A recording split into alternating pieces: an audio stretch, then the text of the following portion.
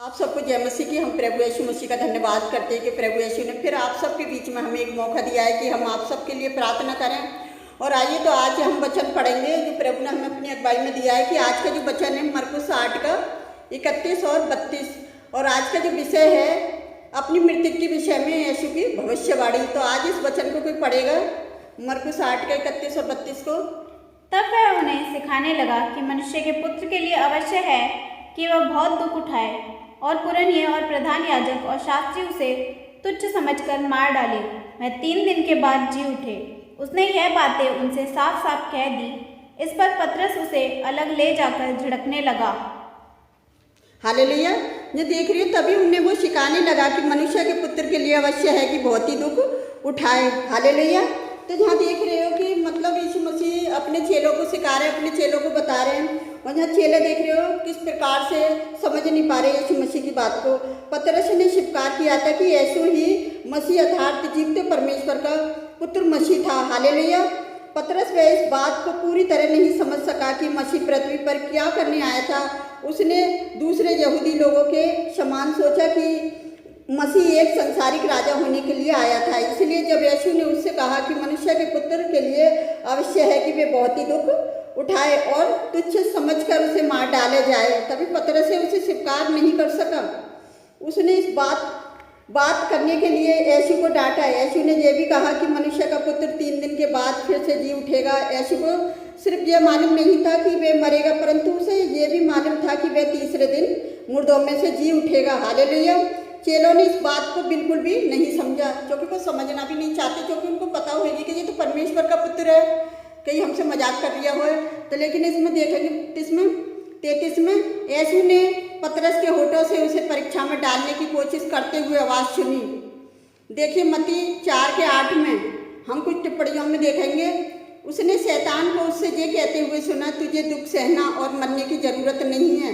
अगर तू मुझे दंडित करेगा तो मैं तुझे राजा बनाऊंगा। अतः यीशु ने पतरस की ओर देखकर कहा, हे शैतान, तू मुझसे दूर हो जा। कभी कभी हमारे सबसे अच्छे मित्र, सबसे अधिक विश्वास जो हमारे सहकर्मी होते हैं, हमें परमेश्वर की इच्छा के अनुसार कार्य करने से रोकने का प्रयास करते हैं।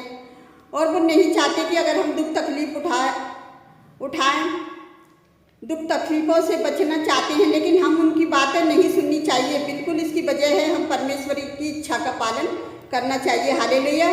तो पतरस परमेश्वर की सोचों के अनुसार नहीं वरन मनुष्यों के विचारों के अनुसार सोच रहा था।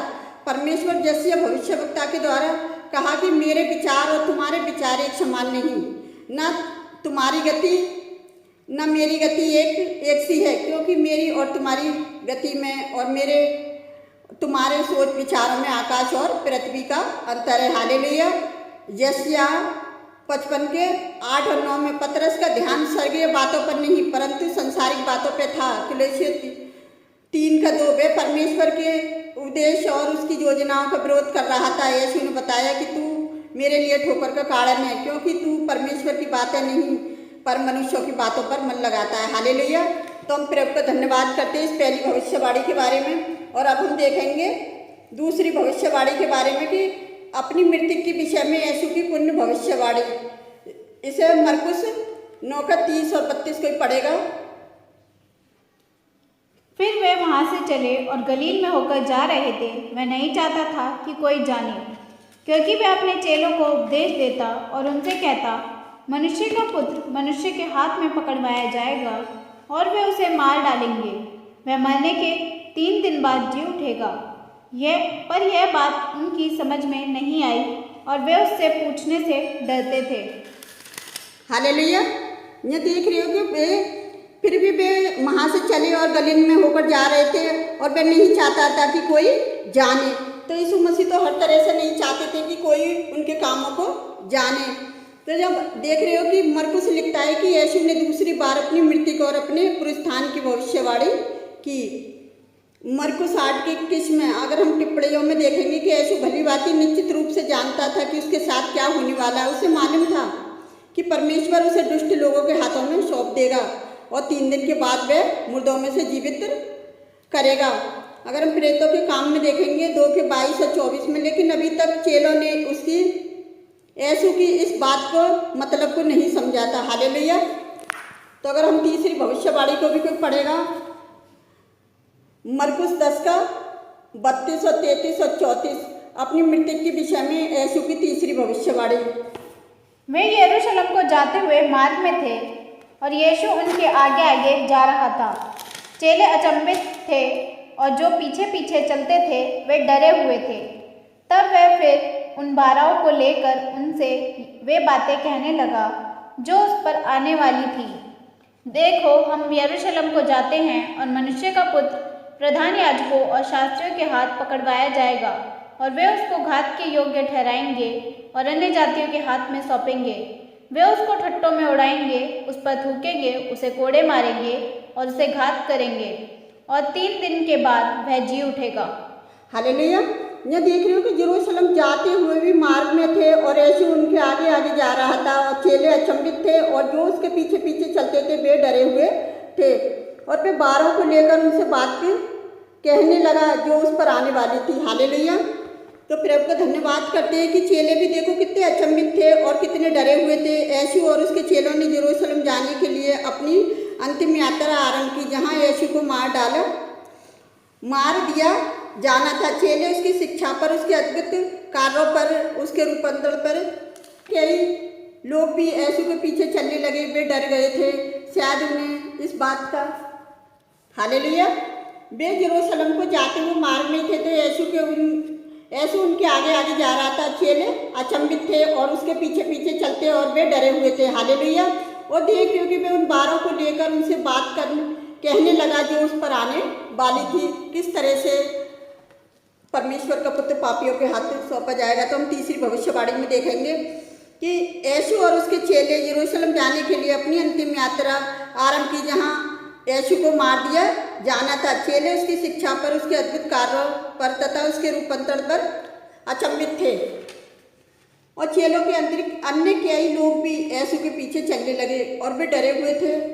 शायद उन्हें इस बात का एहसास या अनुमान था कि यरूशलेम में कोई भयानक घटना होने वाली है। हालेलुया। और 33 और 34 में देखेंगे कि यीशु ने तीसरी बार अपनी मृत्यु की भविष्यवाणी की।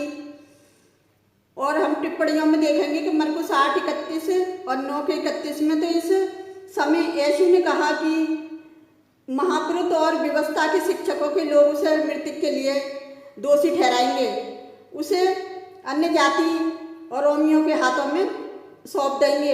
अन्य जातियों लोग उसे मार डालेंगे। मत्ती 20:19 के अनुसार यीशु ने कहा कि उसे क्रूस पर चढ़ाया जाएगा। क्रूस पर चढ़ाना अपराधियों को मृत्यु दंड देने की रोमी लोगों की विधि थी। यह सब वैसा ही हुआ जैसे कि यीशु ने कहा था। हालेलुया। मरकुस 14 के 64 और 15 के पहले और 19 और 20 में देखेंगे तो परंतु तीन बार सुनने के बावजूद भी चेलों की समझ में नहीं आया कि यीशु किस विषय में बात कर रहा था। हालेलुया। देख रहे हो कि हाँ, यीशु मसीह अपने बारे में कितनी बार बात करी और चेलों के कुछ समझ में नहीं आई, क्योंकि उनका ध्यान परमेश्वर की ओर नहीं था। किसकी ओर था? मनुष्यों की बातों की ओर ध्यान था, शैतान की बातों की ओर ध्यान था। तो हमेशा हमें याद रखना चाहिए कि जब हम अगर परमेश्वर के मार्ग पर चल रहे, अगर हम परमेश्वर की बात जो रहे हैं तो हमारा ध्यान परमेश्वर की ओर होना चाहिए। हालेलुया।